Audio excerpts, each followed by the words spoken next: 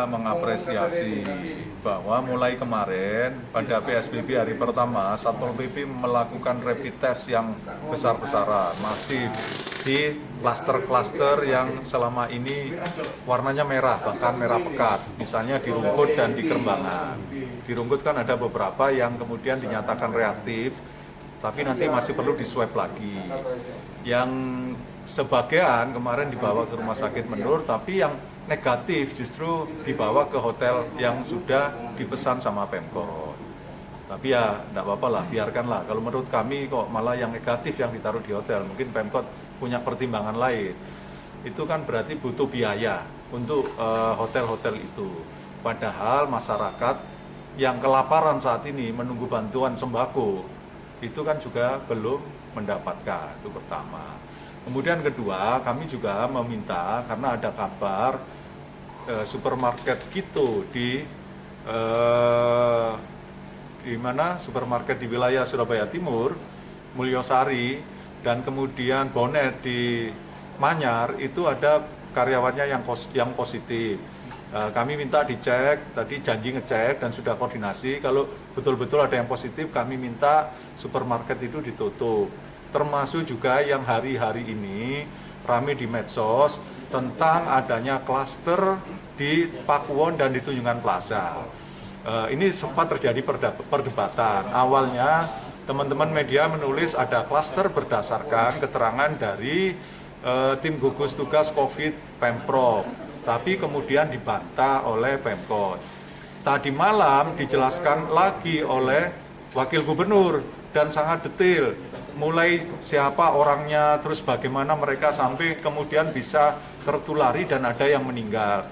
Rasanya yang disampaikan oleh Pemprov itu jelas dan detail, karena itu tidak ada alasan kami minta kepada Satpol PP untuk menutup Tunjungan Plaza dan Pakuwon, karena memang ada klaster, ada yang terjangkit, bahkan ada yang meninggal. Jangan sampai kemudian ini membahayakan warga yang sedang berbelanja atau mendatangi tempat-tempat keramaian seperti itu. Terus tanggapan dari pemerintah kota? Kami ketika telekonferensi dengan Pemkot yang diwakili oleh Pak Joko, timnya Pak Irfan, mengatakan bahwa untuk penutupan TP dan Pakuwon itu wilayahnya kepolisian. Menurut kami ini aneh. PSBB itu ada payung hukumnya yaitu Perwali nomor 16 tahun 2020. Selama ini Satpol PP itu yang menegakkan Perda dan Perwali menurut kami. Dan jangan lupa izin-izin untuk mal dan supermarket itu kan juga wilayah Pemkot.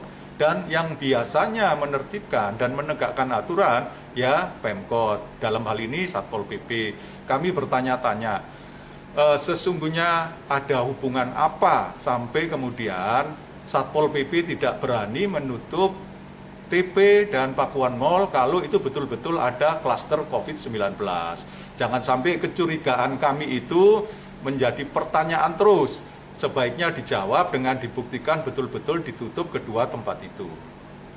Untuk PSBB kedua ini himbauan dari Pak Iman Syafi'i seperti apa? Kita berharap warga pertama makin disiplin, terus kemudian untuk pemerintah kota juga makin serius, dan kalau kami lihat khusus untuk melakukan tes massal sudah serius lah. Menurut kami berterima kasih lah. Mudah-mudahan nanti ini terus konsisten. Selain tes, kemudian tentu saja harus ada tracing, pelacakan dari hasil tes itu. Setelah itu baru ngomong tentang siapa yang harus dibawa ke ruang-ruang isolasi dan siapa yang harus misalnya melakukan isolasi mandiri di rumah. Jadi ini nanti harus betul-betul serentak, tidak bisa sepotong-potong supaya COVID cepat selesai dan PSBB kedua ini tidak perlu lagi ada PSBB ketiga atau keempat.